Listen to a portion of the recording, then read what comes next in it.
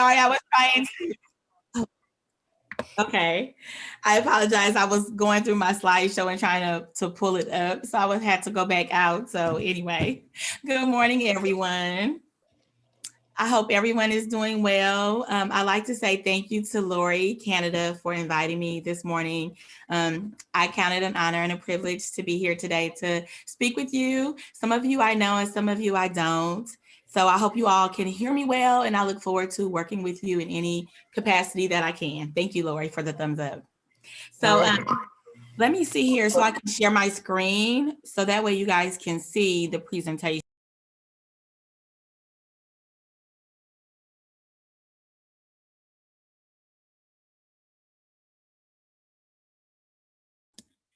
Tonisha, you're muted, honey. We can't hear you. Can you hear me now? Okay. So I don't know what part you didn't hear. And it's okay because I will just start over from the beginning.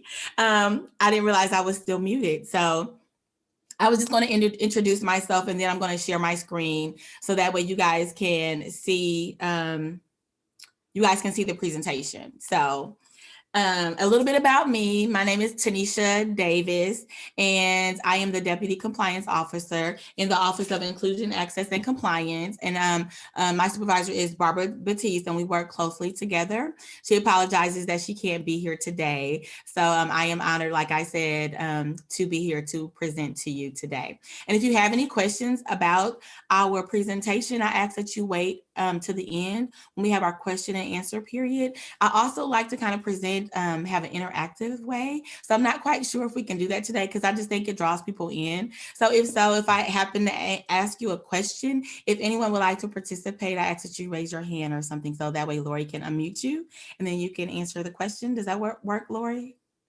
Okay, perfect. All right. So with that said, then I'm going to give you a little bit more background about me. I am newly married. I just celebrated my first wedding anniversary on November 30th. Hence my last name change to Tonisha Davis instead of Tonisha Thorpe. I know some of our documents at work still have my maiden name on there. So that's a little bit about me. And I'm not a mother, but I'm a fur mother. I have a dog. He's so sweet. He's an Akita breed and his name is King. He's so cute and cuddly. And I also love the Kansas City Chiefs, and I'm so glad that they won this Super Bowl last year and that they're in the Super Bowl this year. And I'm looking forward to Pat Mahomes beating Tom Brady. I'm super excited about that. We'll see what happens though. So for all my football fans, we'll see what happens. All right, so let's get started. I'm going to go ahead and share my screen for my presentation. Let's see. This one.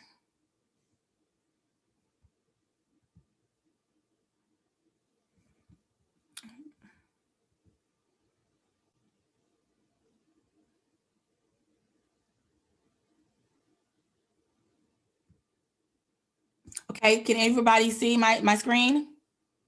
Okay, perfect. All right, so today we're going to learn all about our history with our extension program, our obligations of inclusiveness, our definitions, which are really important, and then our outreach, all reasonable efforts. Can I move this? Do you guys see this like toolbar or is that just me? You don't see it? Okay, perfect.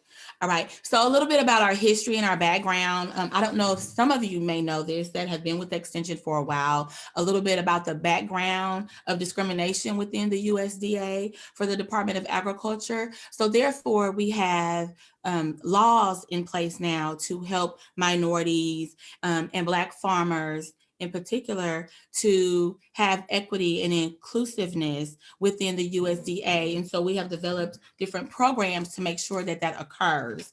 And so within that, there was a lawsuit it's called PICNI, the PICNI lawsuit versus the USDA. And it was all about our Black farmers being discriminated against. So if you have time, you might want to look into that. But that's a little bit of the history that we have of the reason why some of these laws are here that we have at this time. So with that said, we have two main obligations, and within those obligations for inclusiveness is equal access And then we have our minority groups that have been historically discriminated against, that we want to make sure that we have our efforts that we have our reasonable efforts to approach. And then we will discuss that further on in this presentation. And I want to be interactive. So as best I can, I may ask you a couple of questions, as I said, just to kind of see some of what you do or what you know. So with that said, we do assure equal access and opportunity to our programs. We want to make sure that that takes place. And within that, we have our non-discrimination statement that is really important, our written assurances, and our letters of non-discrimination. So with our non-discrimination statement, that includes I know you guys have, when you mail out or post anything with them in the paper or any flyers that you have, a letterhead, you have that non-discrimination statement that says University of Arkansas system, and it has like, we don't discriminate as far as race, sex, identity, religion, and all of that. We always have that on all of our announcements. And with our written assurances, we make sure that you have the discrimination. I think there's a letter. Let me see. Just one second. We have our written assurances. Yes, our 4-H Club AFAC 662. And so you receive those from your club leaders. You get those every year. So you want to make sure that you have those, because we will use those and we have to report on those. And then we have our letters of non-discrimination. You will send those out every year annually to all of the organizations that you work within. So say if it's the NAACP or Urban League, any organization that you work within regularly within the community, you want to make sure that they have all of our non-discrimination policies. Now, these are some of the ways that we assure that we have equal access and opportunity. And so with that, how do we assure that we make special efforts to outreach to our certain minority groups? So with that, we have two definitions. Our definition is our potential audience and then parity. The most important is parity, but our potential audience, we know that we get that from the Arkansas Department of Education. And then our parity is most important because you want to make sure within the minority groups of participation that you have individuals. I'm sorry. Okay, I heard something in the background. I'm not sure what that was. So within that, for parity, we want to make sure that we have a nice representation within your community. So parity is your whole body, your audience within your community, and you want to make sure that you have a certain percentage from that body of people in your community to represent your 4-H groups. So within your club, so if you have 10% of African Americans as your potential audience, you want to make sure you have 10% of African Americans within your programs. And that's with any minority group. It could be Hispanics, Pacific Islanders. You want to just make sure that you are representing your community body. All right. And so, like I said, the overall goal for extension program is to meet parity. That's our most important definition today. Always make sure that you are meeting parity and you're reaching out to all, and we'll discuss this later. You're reaching out to every group that you can think of within your community to be sure that you meet parity. All right. And so our next one, how do we make our special efforts, and how do we make our all reasonable efforts? So within our all reasonable efforts, our definition is that all reasonable efforts are outreach activities conducted to reach individuals of minority groups, moving the program, as I said, towards parity. And it is not enough to simply announce the program is open to all. So can anybody tell me the reason why it is not enough to simply say or announce that the program is open to all? Anybody? Anybody? I will call on someone. I'll try. Okay, please go If ahead. everyone isn't in the space that you're advertising it, how can they know that the program's being offered? Absolutely. Absolutely. So, because again, if you're not doing the outreach, they may just simply not know, right? So you want to make sure you're doing your due diligence. So that is great. So thank you for answering that. And I can't see who answered that, so I apologize, but I appreciate you answering. Is there anyone else that would like to say something about that? I would just add that the word all can be subjective. So your interpretation of what all encompasses could be different from what the actual list of all of those categories are. That is correct. That is correct. And so in all, within our definition, because we know we need to hit the minority groups that specifically that's put out by the Fed, is going to be your Hispanic groups, your your Pacific Islanders, Asian, and also your African American groups. So you want to make sure that you are targeting those groups specifically. And also even within like gender identity, you also have those reasonable efforts as well, and even with religion. So you just want to make sure that you're hitting those groups, because you have Muslims that may want to participate as well. So you also want to reach out to those type of groups, or those different cultures. Okay. All right. And is there anything else that anyone would like to say concerning this as far as all reasonable efforts? We're going to discuss this more as we go along. All right. If not, I thank you for your participation. We will move forward. All right, so our outreach activities that we were discussing. So we have these outreach efforts that we normally use, which is our advisory committee.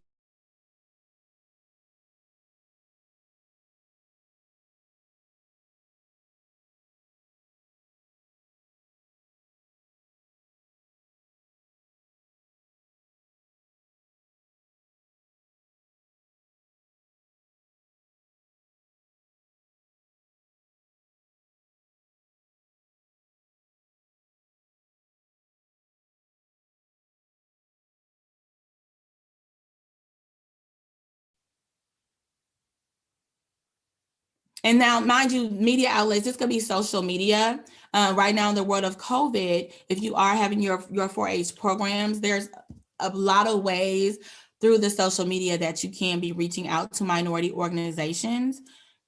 Has anybody been doing that? I'll talk just for a second. Okay. Basically, what we've been doing is we've just been hosting Zoom meetings, but we also have been doing a lot of Facebook Lives. So I've realized that if I will do them from my page and then share them to the 4-H page, because 4-H page is a closed group, then I'm hitting multiple audiences. So I'm not just hitting the kids that are on my 4-H page in that closed group, but I'm also hitting everybody that is on my own personal social media outlets, which has been really nice actually, because I wouldn't have thought to have done that actually until COVID.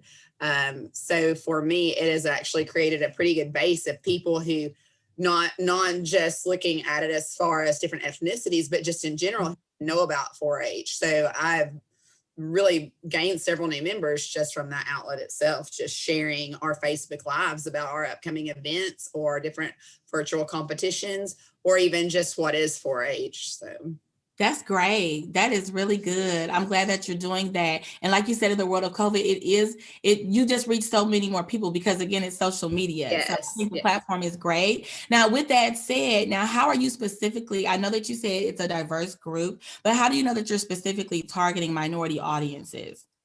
So, I'll be 100% honest with you. I am not necessarily targeting minorities. I'm just putting it on my page. Obviously, you can get all your stats from Facebook and see who's seen it and who's watched it and has been active within that post.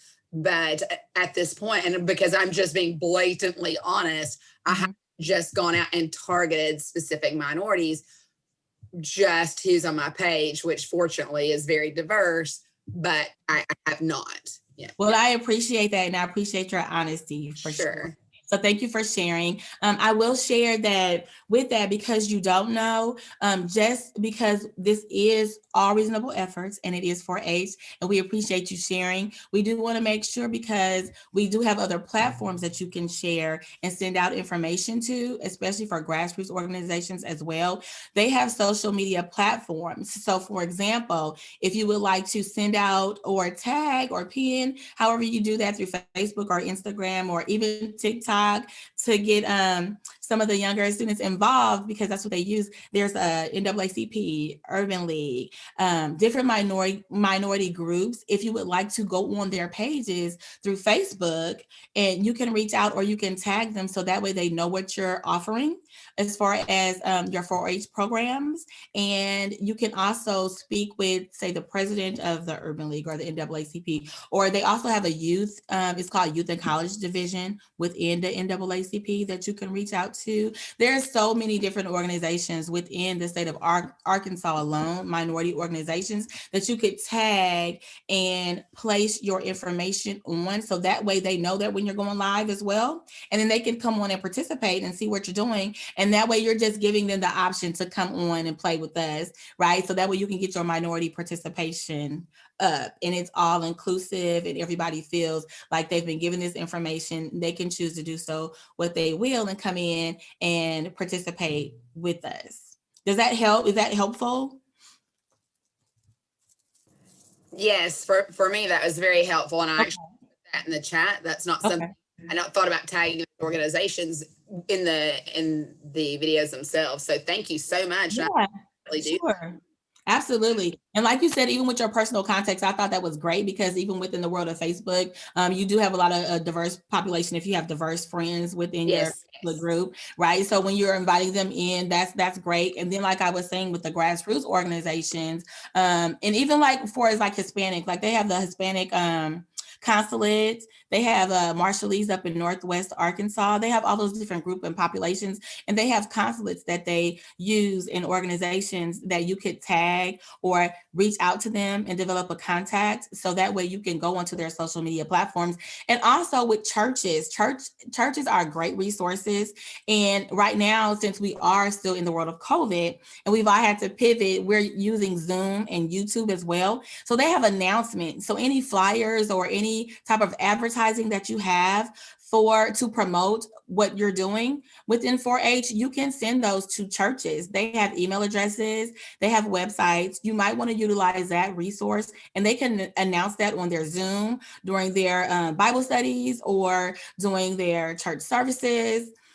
Or even on their personal website. So that's another way that you can be more inclusive and reach out to those organizations. And also another thing I would suggest is, if you don't know at all costs, if you don't know any minorities, like we live in this world, there's some people don't know any minorities, but if you don't, you have colleagues, right? So within the group of your colleagues, there may be a minority person that you can reach out to, and it may be uncomfortable. And I understand that sometimes we have to get comfortable being uncomfortable, unfortunately, but even if we're uncomfortable, it's okay to reach out and ask a colleague to see, okay, you know what? I really don't know. Let me step outside myself. How can I be more inclusive? Can you tell me of some places to advertise or some people to contact to get more minority participation? That's okay. There are also a lot of Spanish restaurants that you could contact and advertise there on their boards or on their websites as well, if you reach out to them. So you'd be surprised what people will help you do if you only ask.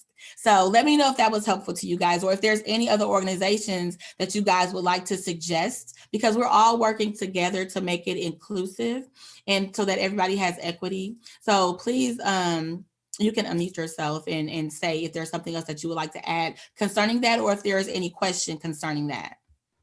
Tanisha, is there any way we could get a list of some of these minority organizations to figure out if they have groups in our county? Yes.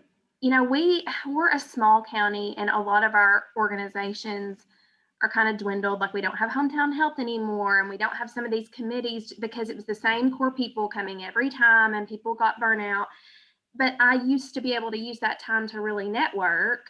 And so I'm not seeing some of those key leaders anymore, unless they're coming through the courthouse for something.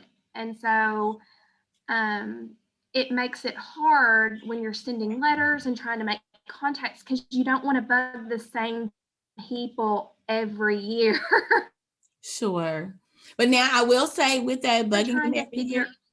Oh, I'm sorry. Go ahead.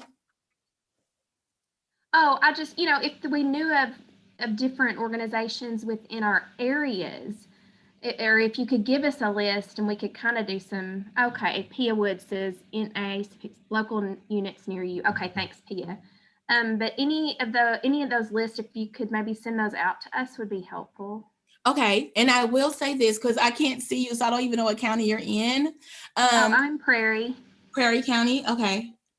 I'm sorry about that because I can't see you on my bar. So what I will say, I will try to do that. I know that that's helpful, but I will say also it's up to you as the agent to do your due diligence, to reach out. You can search your county and see what's there, and then just reach out. You, like I said, you can only do the best that you can do, but you need to be sure within yourself that you're doing your due diligence to make sure that you're having all reasonable efforts within your county. Even like I know you said that you didn't want to feel that you were contacting somebody every year, but honestly, you're supposed to contact them every year, so it's okay. Oh, Like I am, but I just mean I don't necessarily know of the Okay. names of all of these organizations. Like Gotcha. Gotcha. National Urban League, I've never even heard of that. So Okay. any of the names of the organizations, and I'll be happy to search and Gotcha. everything. Okay. I just, any resources like that would be Okay. great.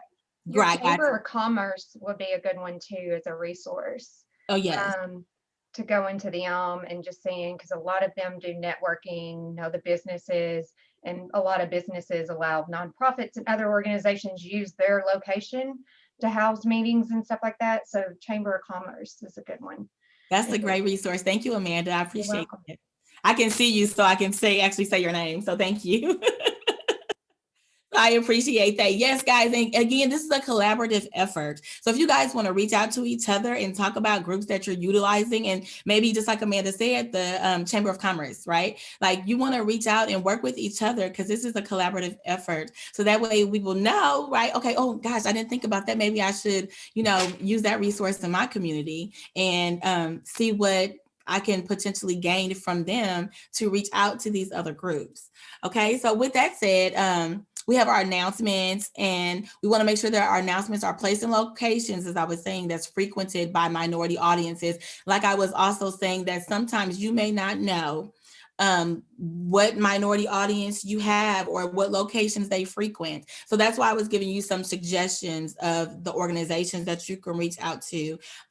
So you just want to make sure that you're doing that. Also, our last one is to provide accommodations. You can provide accommodations for people with disabilities and resources. We also have resources in second languages when needed. So I am the ADA coordinator, so I will be happy to work with any of you. I know I have translated. I've used translators before. Anything that needs, interpreters before. If you need a sign language interpreter, if you need anything translated in Spanish, Chinese, Japanese, anything, any language we support. I have a company that I work with. So any flyer that you need to have translated, any poster, anything that you want to post on your social media to reach other ethnicities and cultures, let me know and we can get that translated for you. And I will say, I need to know as soon as you know that you need this, so that way I can make sure that it's back to you in time for you to advertise it before your program. So please feel free to reach out to me concerning any accommodations or any reasonable efforts that you need to reach out to other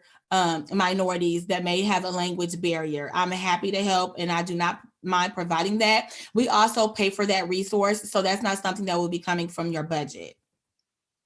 Is there any questions concerning that?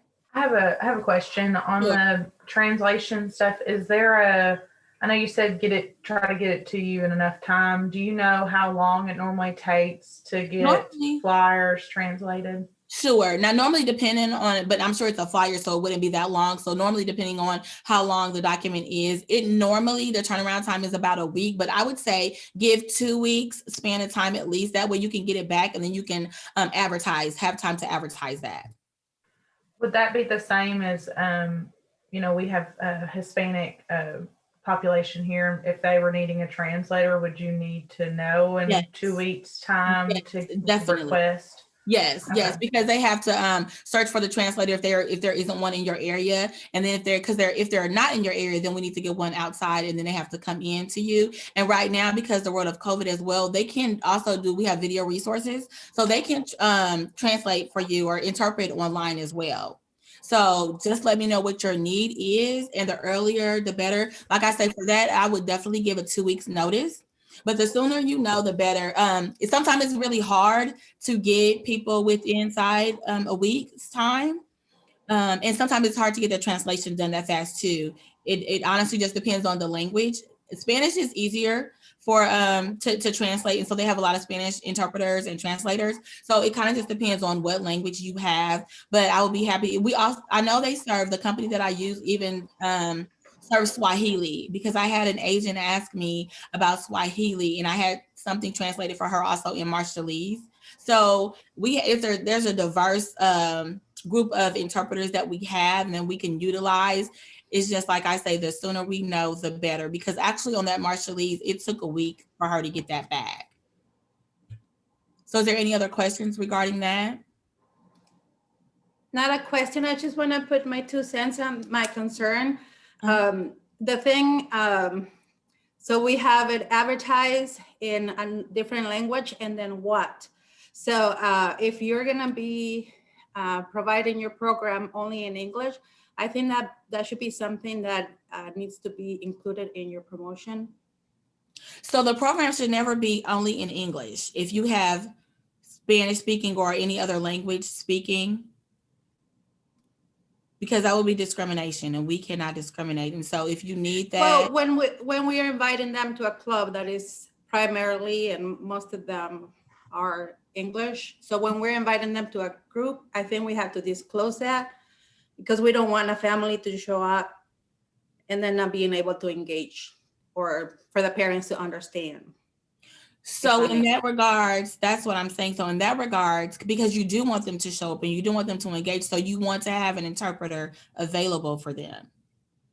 So if you need an interpreter for that club, for that meeting, if you need one all the time for every meeting you hold, let me know. So that way we can provide that for you. And Tonisha, I'm going to chime in there. I think one of the issues may be, and maybe what, I'm not sure who was speaking. One of the things that often happens is we may not know in advance who is going to attend a club meeting, especially club meetings, and so what kind of, what do we do in that instance? I've advertised a club meeting. No one has contacted me to let me know that they may need materials in another language. Does that get us in any kind of trouble? No, it doesn't. So thank you for the explanation. I guess I wasn't understanding correctly. Yes. So no. So you still want to be, of course, kind and cordial to them and try to service them as best as you can. And then let them know that if they're going to continue to come and participate, that you will be providing an interpreter for them. Because you don't want to exclude them. You always want them to feel included. So just make sure that of course you get their information, because there's a sheet that needs to be filled out anyway, right? So you want to make sure you get their information and then share that with me, so that way we can provide that service for them. So as soon as just let me know. So if they come, I do understand that it's not expected that they come, but we're great to have them. We love to have them. So just once you get their information, if you get that over to me and let me know when you're going to need that interpreter in place, then I'll be happy to service you. I have a question related to that. Sure. So, for instance, we have some that the child speaks English really well, but the parent does not. And so sometimes the parent doesn't always come, but then every once in a while will, but they've been translating. Mm-hmm. The child translates to the parent. Is that okay? Or do we really need to, I don't know always when they're going to come. But should we is it okay to have that?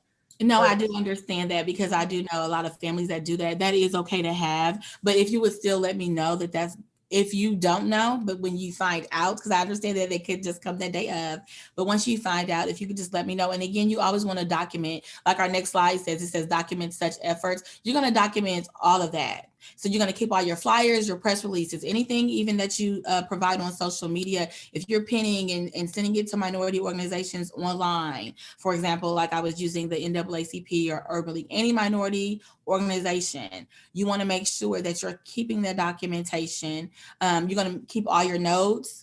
All reasonable efforts, anything that you do to make people feel welcomed and inclusive as a minority, you want to keep that in your 4-H in your civil rights folder anyway.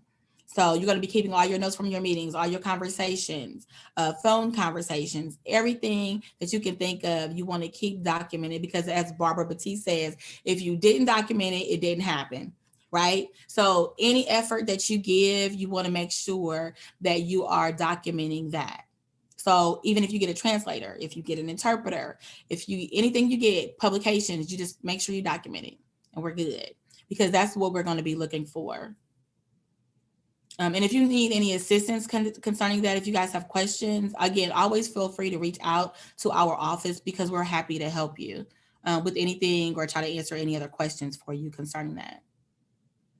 So right now, if you guys have any other questions, this is the slide. Of course, you guys know Barbara Batiste well. I am newer. I am Tonisha Davis. And then we have our lovely Miss Pat here. That's our office administrator. And then this is our new webpage. It's our Office of Inclusion, Access, and Compliance. And we have our compliance here highlighted for our compliance resources. So if you have any questions or if you need any help or any extra aids, you can go to our new webpage and find those there. And my phone number for the office is located there, and my email address, but I'd be happy to give it to you if you didn't see it, and I'll go back to that slide as well. And you can feel free to ask me any other questions that you might have at this time. And if I could answer them, I'll be happy to do so. And if not, I will write them down and be sure to get back to you the answer. Nisha, this is Amy Monk, and I have a question. Sure. So there's a sample letter that is to be sent out after you make a contact with a minority. And that letter, I think, is offensive. Okay. Because it essentially says, I'm interested in you coming to our club because you fulfill a requirement for me. And I just wondered how much tweaking we can do of that letter. You know what? Are you familiar with what I'm talking about? I am. So Okay. what I will do, because I'm not sure if we can tweak it, but what I will do, let's review that. I'm going to review that with Barbara and see what we can do if it is possible that we can tweak it. And if so, we will get one sent out to all of you. Does that work for you guys? Does that sound good, Amy? Okay. Okay. Because I would like y'all to review it too. I agree with you, Amy. Okay. Okay. I mean, if that's the consensus of the group, then I'll be happy to talk with Barbara about that and see if we can get that changed. Or maybe some language, change up the language a little bit. Or even just move things around a bit, because the civil rights statement is like real big in the middle of that letter. And so you say, I'm glad you're interested in our programs. And by the way, we aren't discriminating against you. Right. And that, you know. Yeah, well, I will see. I know we do have to have that statement on there, but I will see if there's a way we can tweak it to move that language around. And then if you guys have suggestions on how you would like to craft the letter, how you would like for it to look, because you are the agent, you can send an example to me, Amy, if you would like to do so. And then I can send that to Barbara and see if it's okay. And then if we can tweak the language in that, if that's going to be more beneficial for you and you think that it looks better, I'll be happy to do that. I am on it. Okay, perfect. And you have my email address, so I'll be looking out for that. Okay, perfect. Thank you. Is there any other questions that I can address?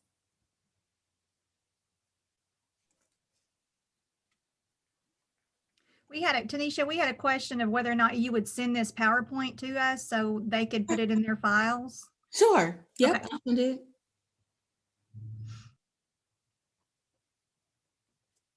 Can you send me, well, I can just, you just guys want me to send it to all participants? I'm not really sure everybody that's on here. So can you send me a list? Yeah, we'll send you, we'll Okay. send you one email and then we'll post it. We have a box that we're posting to. So if you'll just send Okay. it back to Lori Canada would be Okay. the person to send it to. She'll All post right. I'll send it to Lori.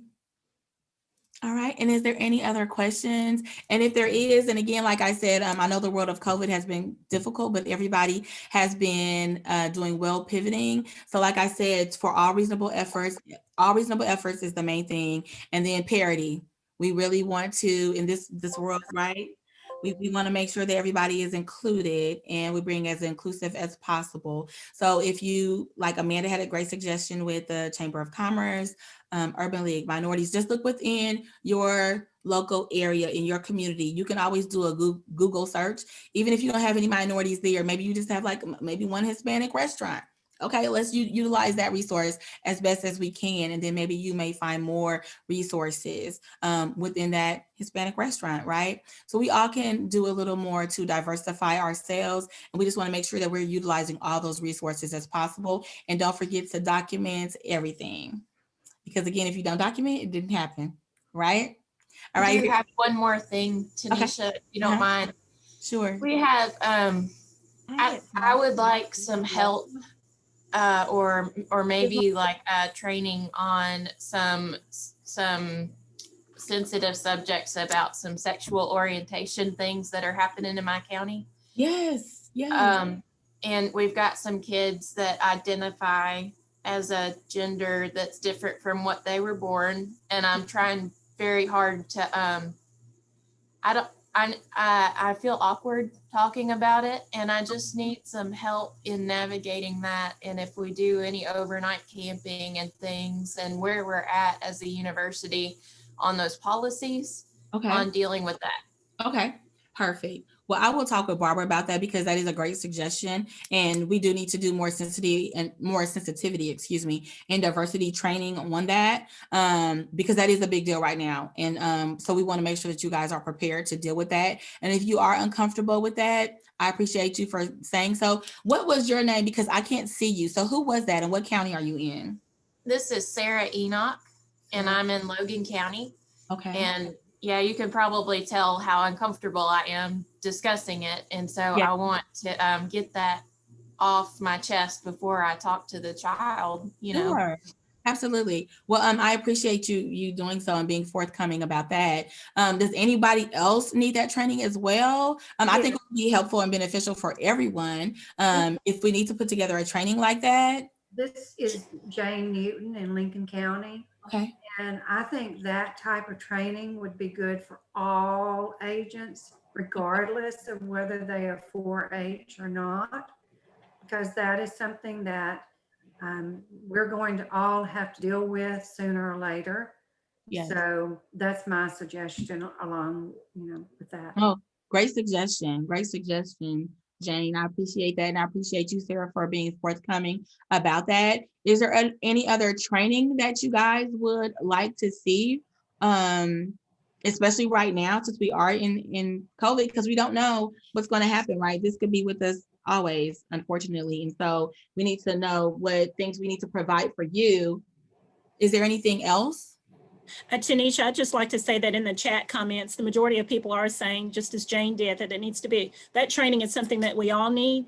But a comment that Karina Boxtick made was not just agents. Pretty much all of us, regardless of our responsibilities or our titles, we're encountering more situations like that, dealing with the gender identity and that sort of thing. So it may be one of those that would be, I agree with Karina, would probably be appropriate for all employees. Okay. Yeah, and I agree with that. I think you're right, Pia. That would be good. And I catch the overnight like lodging type situations probably more than most, but it's definitely a good thing to start looking at. Okay, so as far as like lodging situations, because they're say if it's a boy, then he's transitioned into a girl, or what is it, like non-binary, like they don't even identify with the sex right now. Then you're saying you want to have a conversation along the lines of if them having a roommate, or like what does that look like? Well, just figuring out where those kids are going to fit the best and feel the most comfortable. Okay. Okay. And also Another to- comment, another comment, Tanisha, is that this is something, and I know that this was a hot topic several years ago. I want to say the last conference I went to when it was held in New Orleans, that was a big issue then. You know, and a big controversy across the nation with National 4-H even. And so someone has commented, Malia Cook, I do believe that it's probably something that we need to offer to our 4-H volunteer leaders. Some of them may be resistant to that, but it is something that all of us need to be aware of and kind of know how to handle if we encounter these situations. And oftentimes volunteers are the ones that are at the camps and overnight things that Karina is talking about that occur at the 4-H center. And so, you know, they need to know how to handle it as well. Okay. Well, and I would say it's sensitive topics in general. You know, I've had questions about why do we collect this information on the sign-in sheet? Why does it have Hispanic as ethnicity? I mean, those are a lot of questions we get, and how do you handle those situations, and explaining that to where they understand why we collect this data. And in a way, our sign-in sheet, you know, it only has male and female, and I mean, it's kind of just, you know, some things like that would be good to talk about as well. Yes. I would interject that I don't know who was speaking, but me and Barbara are talking about, we're in discussion with that now about the sign-in sheet, as far as not even the ethnicities, but the male female, because I do agree, like, that can be standoffish, and some people don't want to answer that, or they need other things that they can check off. But I agree with Rachel, because whenever I do my 4th and 5th grade in-school clubs, and I give the kids their in short-term enrollment sheet, and they have to check their ethnicity and their race, every class I have to try to find the most appropriate and informative way to explain ethnicity and race to these kids, because they don't know, and I don't know the most proper way to explain if you're Hispanic or not to a 10-year-old without being offensive, but explaining it clear enough so that they know. Because the first time it caught me off guard, because I don't know, I guess I just assumed that by 10 or 12 years old that they know what their ethnicity and their race is, and a lot of them don't, but it's not something they talk about at home, so they don't know. And that is something that I would love to have training on, the best way to handle those situations, as far as explaining to kids why we collect that information when they ask, or explaining to them what they need to check. And honestly, we do that because we have to report it back to feds, right? Like, so that's why we collect. Yeah, but 10-year-olds don't understand that. Right. I know, right? Because of the programs that we offer, because the money that we get. So, but you're right. I'm not really sure how you would explain that. So I think you're right. That's a good training that we can have and provide that in a training, in a diversity and sensitivity training, as far as a sexual orientation. So I want to be clear, because I'm writing my notes, because I want to make sure that we provide the training that you want. We want to have a training discussing our sexual orientation and gender identity.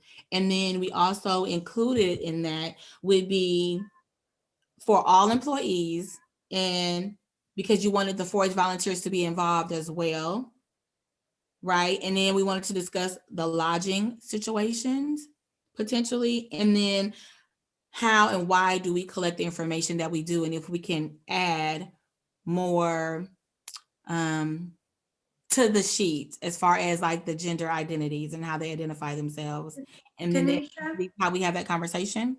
This is Jane again. Yes, Jane. One thing to keep in mind on the sign-in sheet and all is that we have more and more couples that are mixed, you know, white and Hispanic, and mom and dad, and white and African-American mom and dad. So one thing about the kids, they don't know, because how do you pick? Mom is one and dad is the other, or what am I? So that's something to really consider. We've got more and more of those, of that. We do, and we had that discussion, because it isn't even the other box, so you can't check other for that. And then so it's like, yeah, that's a whole conversation, and we've had that discussion before. I know we have, and I will do my best to see if we can address that. Those are hard conversations to have. And some people, like you say, they just don't want to answer that question and they don't know as kids either. And you looking, because you can identify for them. However, within doing so, you're liable because you may not even know what ethnicity they are just by looking at them, right? Profiling. So, yeah, exactly. Profiling. Yes, which is a very dangerous thing to do. Another thing on the sign up sheet, since we're talking about it, you know, we're supposed to have the privacy to check whatever we want. Mhm. And when a person comes in and checks, the next person can see it and the next person can see it. So the privacy in those sign up sheets that we have right now, it's none. Okay. Well, and what do you do if they don't check? I mean, you can't say, no, wait, ma'am, please fill this out. I mean, sometimes it can get tricky with those sign-in sheets trying to collect that information. Sure. And how are we not singling people out by collecting that information? And Davis, am I wrong in saying, okay, so now granted, this is with the adult audience, not a 4-H audience. Mm-hmm. Like at PAT, pesticide applicator training, you'll have some older men that are like, I'm not giving you that daggum information. And you can just say, you're not required to fill it out and let them walk on. Is that not true? No, that is true. That's true. And then I know also for other trainings that we've done, you can, as a person, ask them, and if they just choose not to, that's okay. And then you can fill it out for them as best you can, as I said. But like you say, it can be profiling because you don't necessarily know. And so some people choose not to do so. So that's a very tricky subject. So what I'm going to do is with the privacy, because that's a big deal as well. I've written all this down and I'm going to go back to Barbara and see what type of training we can provide for you guys on that. And if there's any documentation that we can put together to send out to you guys on how to better handle those situations, we will do that as well. And if you guys have any other questions or anything also with that or anything else that you would like to see, again, my office is always open. You can feel free to call me or email me anytime if there's anything else that you would like to suggest or see. And if there's a consensus that everyone needs that, then we can work on something to help you guys. Is there any other questions? Hi, Tanisha. Tip on for the school kids that don't know, I do have my teachers pull their records and their teachers will print off a list of names and what their school records identify them as, because like you said, I don't want to just go off looks or profiling, but that is one way to get their school records to do that. And then Tonisha, I just want to say thank you. I've been in extension over 11 years and I needed this training just as much as anybody. I appreciate you taking the time to do this for us. Absolutely. It's my pleasure. And like I said, I'm here to serve you guys. And so anytime you have any questions or if you want to run something by me, I'm always open. So please feel free to do so. You can call me, email me. I answer back. I'm nice. I'm personable. I won't bite. And it's okay to ask me questions that you may not feel like you can ask other people. Like I was saying, if you want to reach out to a minority to ask them, okay, where should I look? Sometimes that's uncomfortable, right? So I understand that if you reach out to me and ask me those questions, I will not take offense. So please feel free to do so because I want us to all learn and it's a collaborative effort. You just may not know, and I can't hold you to what you don't know. So please feel free to reach out to me. I appreciate you guys and your participation. This has been great. I'm glad that you guys, this was informative for you. And so again, thank you for having me. And I will reach out and with Barbara Batiste, I will be working on this training and I will send out the presentation to Lori Canada, first of all. So you guys will have that PowerPoint. Then I will let Barbara know about your suggestions and the trainings that you said that you would like to see and hand out so that you can refer back to. And we'll get something set up here in the near future for as trainings. So that way you guys can be more empowered and informed on how to handle certain situations. Does that sound good for everyone? Okay, great. Thank you guys so much. Have a wonderful day. Thank you, Tanisha. You're welcome. And I know we are really cruising through our schedule. We were scheduled to be on a break right now, but I know that I believe Sarah Beth had an announcement and Hannon, so I'll turn it over to you guys really quick for your announcement.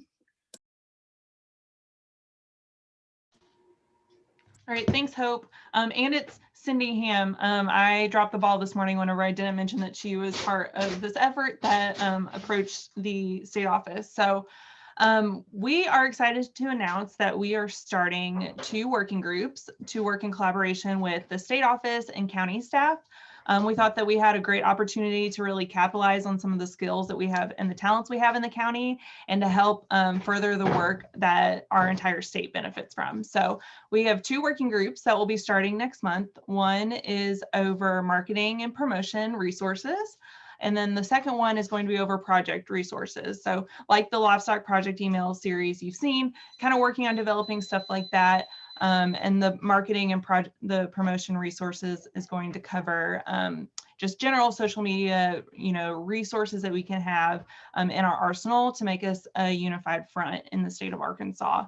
I've already gotten a lot of good responses from people willing to volunteer. So if you are interested in sharing your talents on either of these working committees, you can email Cindy, Sarah Beth, or I with your volunteer idea. And we're really excited to get started next month.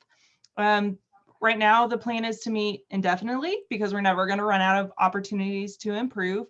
But we'll probably meet once a month, and I could say maybe your commitment would be around a year before we would reevaluate. So Sarah Beth or Cindy, is there anything that you'd like to add?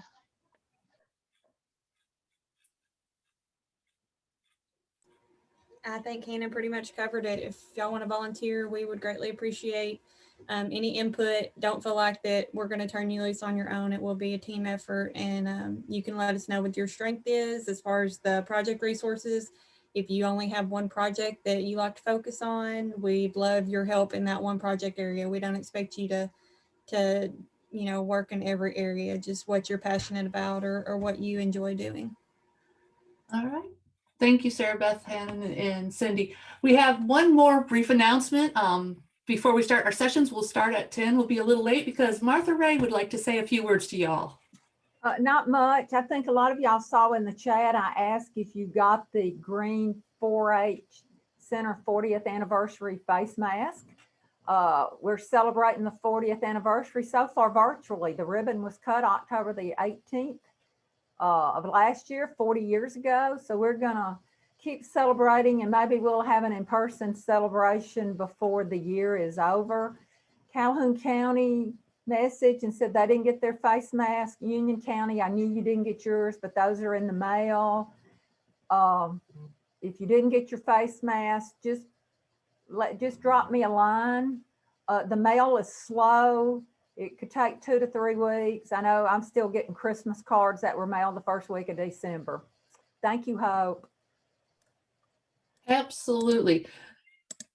Find my buttons and turn my video back on, guys. I'm sorry. You'll just have to look at the face for now. So without any further ado, there are 2 sessions that you can log into off of the Teams. One will be in this room. It's Technologies to Connect with Audiences, featuring Lori and Sarah Enoch. And then there's a wonderful session on grab and go showcases and healthy living programs and grab and goes. And that you can access through the Teams. So without further ado, no, not this room. All right, I lied. Lori, how do they access if they're not in here? Oh, there's a link in the chat to get into the other room. Shouldn't be looking at the agenda. Okay. So the link for the technology room is in the chat.